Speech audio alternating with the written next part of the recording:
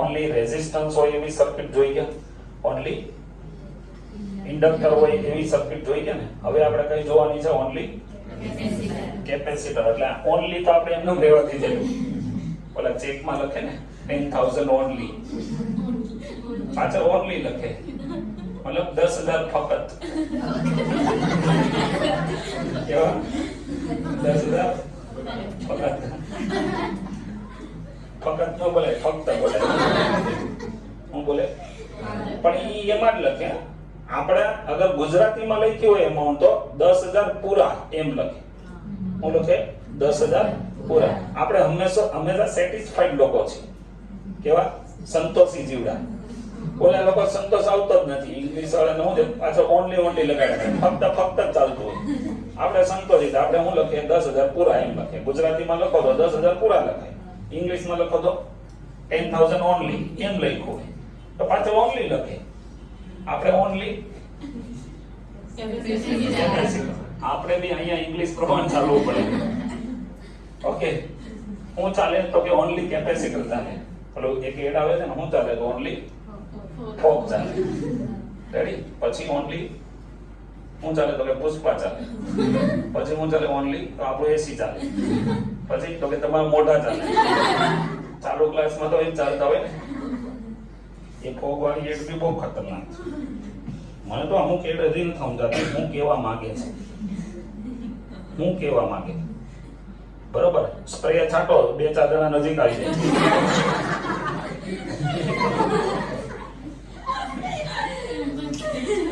બરોબર ને? એ આપણે એક્ઝામ દેવા ગયા તો સ્પ્રે છાંટીને ગયા હોય, બધા બાજુ તો ક્યારેય તમારો સ્પ્રે કામ ન કરે. અને જો ભૂલથી કામ કરી ગયો, તમે કેમેરામાં આવી ગયા, થઈ ગયું કામ તમામ. રેડી? એટલે મહેરબાની કરીને છાંટો તો જોઈ વિચારીને છાંટજો. ક્લિયર? હા. જેથી આ બધા જનાવરોને જેની સ્પ્રેની સ્મેલ આવવા મળી ને, તેથી તમે જ્યાંથી નીકળ્યા ને ત્યાં પાછળ ટોળા આવશે. રેડી? પછી દીધે ઓનલી ફોગ. નહીં, હું આપણે ફોગ ની વાત નથી કરતા, જનરલી બધામાં. પણ એડ કઈ ને કઈ અલગ હોય. ઓકે, ચલો ઓનલી કેપેસિટર લગાવવાના છે ને હવે. રેડી? તો આપણી પાસે અહીંયા સપ્લાય તો કયો હતો? કયો સપ્લાય હતો? એસી. હવે અહીંયા કોને લગાવશો? ખાલી કેપેસિટર. આ કેપેસિટર કેટલું થઈ ગયું તમારું? સી ને. વોલ્ટેજ કેટલા લગાવ્યા? V Vm sin omega t. Is it clear? Okay. આપણી પાસે ઓરિજિનલ 3 એ 3 હોય તો સૂત્ર શું હતું? VL plus VC plus VR બરાબર V ને. આમાં કોણ જતા રહ્યા સાથ છોડીને? આપણો સાથ છોડીને જતા રહ્યા ઘણા લોકો. કોણ જતા રહ્યા? VL અને VR. કોઈ બી જતા રહે, ડરવું નહીં ખોટું. જિંદગી કઈ એવું જરૂરી નથી કે તમારી હારે કોઈ આવ્યા અને રહે તો જ જિંદગી ચાલે. એ નહોતા તો જીવતા હતા ને. ઓકે, એટલે કોઈ ડરવા નહીં, કોઈ ઊંધા વિચાર કરવા નહીં. ઘણા લોકો છે ને આ બાબતે બહુ ડિપ્રેશનમાં જતા રહે છે. તો આ બધું ન કરવું. હિંમત રાખવી, અંદરથી મજબૂત રહેવું. તમે એકલા કાફી છો લડવા માટે. ઓકે, અને જ્યારે એવું લાગે ને કે હવે સર અમને એમ લાગે છે કે અમારી હિંમત તૂટી ગઈ, તો તમારો સૌથી મોટો સાથી કોણ? જે તમારો સાથ ક્યારેય નથી છોડવાનો. એને તમારે મળવું હોય તો અરીસા સામે ઊભું રહી જાવ. તમને તમારો સૌથી દુનિયાનો મોટો તમારો પાક્કો સાથી મળી જાય. કોણ? તો કે તમે પોતે. એ તો તમારો સાથ કોઈ દી નહીં છોડે. રેડી? અને આપણે ક્યારેય એકલા હોતા નથી. આપણી હારે કોણ હોય? આપણી પ્રેતાત્મા. રેડી? અને ભૂત પ્રેતાત્મા હોય તો ડરવાનું હોય નથી. ક્લિયર? હિંમત રાખી. કઈ વખત ફ્રેન્ડશિપમાં એવું થાય ને, ભાઈ તમારો પાક્કો મિત્ર છે, એની હારે તમારી દોસ્તી તૂટી ગઈ, તો ખોટું પછી બહુ ડિપ્રેશનમાં રહે, બહુ ઉદાસ રહે, એવું નહીં કરવાનું. આવી જવાનું પાછા ઓરિજિનલ મોડમાં. એકલા મોજ કરો. રેડી? તો અહીંયા વોલ્ટેજ બરાબર હું લખશું Vm sin omega t. આના બે એન્ડ વચ્ચે વોલ્ટેજ કેટલા જનરેટ થઈ જાય? Vc ને. ઓકે, અને આમાં ખાલી વૈધા કોણ? Vc. તો Vc બરાબર હું લખશું આપણે V ને. જેટલા અહીંયા વોલ્ટેજ હોય એટલા જ અહીંયા હોય ને. Is it clear? ચલો, Vc એટલે આપણને કેપેસિટન્સ વાળી થિયરી આગળની ખબર છે ચેપ્ટર 2 ની. Q બરાબર શું હતું? CB ને. તો V બરાબર શું થાય? Q by C. હું અહીંયા સ્મોલ q યુઝ કરીશ. કોણ?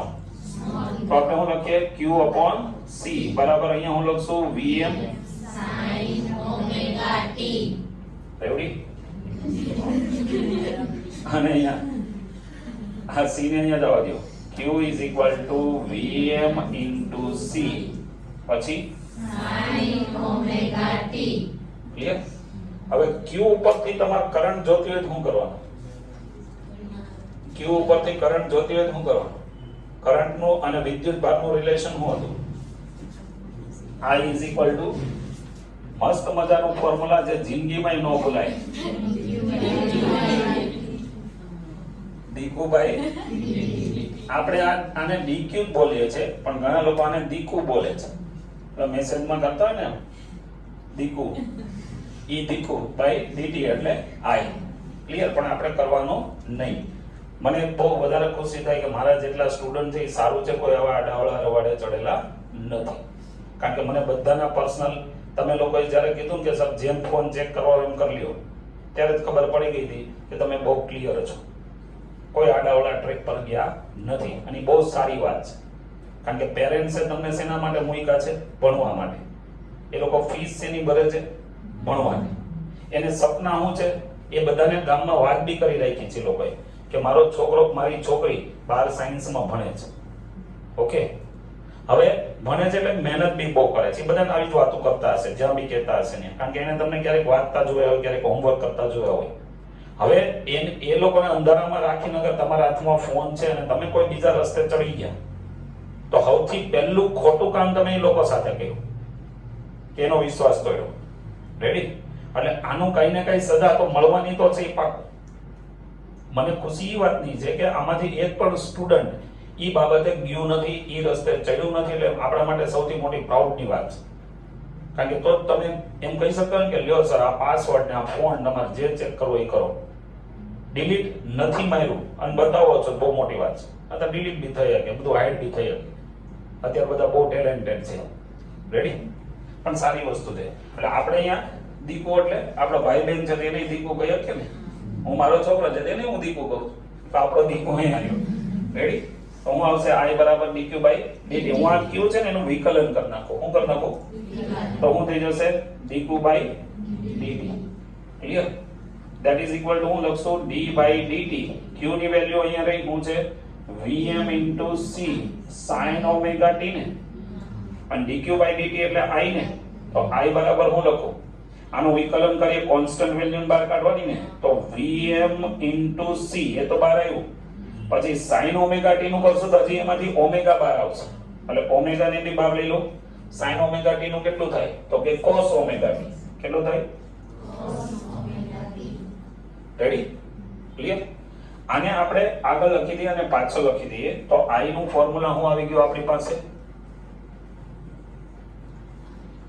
I is equal to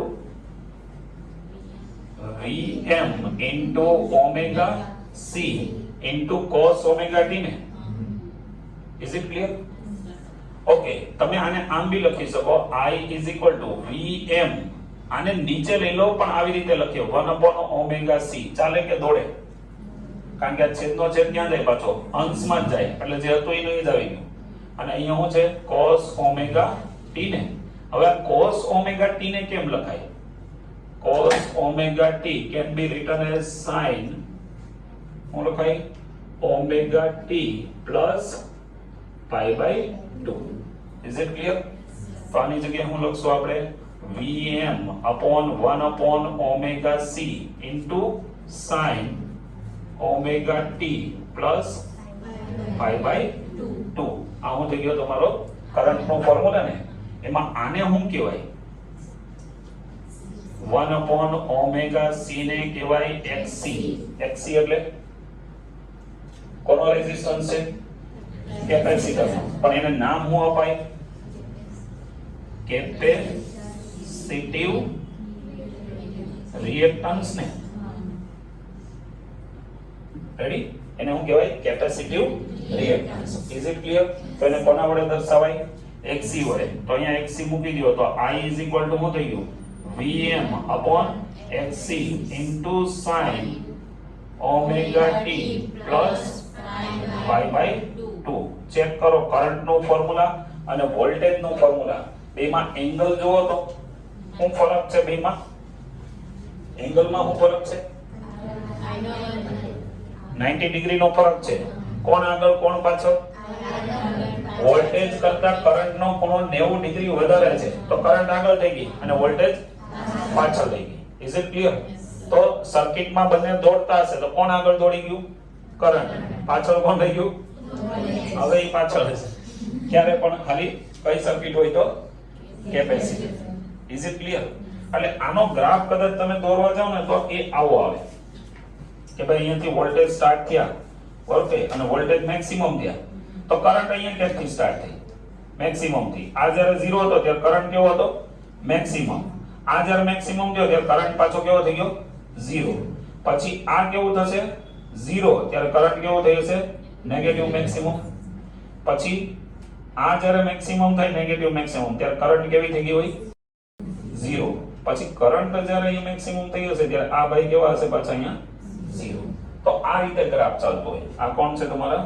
voltage અને આ કોણ છે કરંટ ઇઝ ઇટ ક્લિયર એનામાં તમારે બતાવવું હોય તો એમાં આવી રીતે બતાવી શકો અગર તમે અહીંયા માની લો વોલ્ટેજ ને બતાવ્યા છે તો કરંટ ને ક્યાં બતાવવાની તો આપણે અહીંયા કરંટ ને બતાવી દઈએ I ને તો વોલ્ટેજ ને ક્યાં બતાવવું 90 ડિગ્રી પાછળ બતાવવા પડે ને રેડી તો VC તમારું અહીંયા આવી જાય આ કેટલા ડિગ્રી પાછળ વોલ્ટેજ કેટલો આગળ છે આના કરતા 90 ડિગ્રી આગળ છે આ કેટલો પાછળ છે 90 ડિગ્રી પાછળ છે આગળ આને આપણે 90 ડિગ્રી લઈ લઈએ ઇઝ ઇટ ક્લિયર આવડશે કે નહીં આવડે ફરીથી ખાલી રેઝિસ્ટન્સ હોય તો બંને સાથે ખાલી ઇન્ડક્ટર હોય તો વોલ્ટેજ આગળ કરંટ પાછળ કેટલો વોલ્ટેજ આગળ 90 ડિગ્રી આગળ અને કરંટ 90 ડિગ્રી પાછળ ખાલી કેપેસિટર હોય તો ખાલી કેપેસિટર હોય સીધું ધ્યાન રાખવાનું કરંટ આગળ કોણ આગળ આ કેપેસિટન્સ નો C છે પણ આપણે અહીંયા હું યાદ રાખવા માટે ટેકનિક તો કે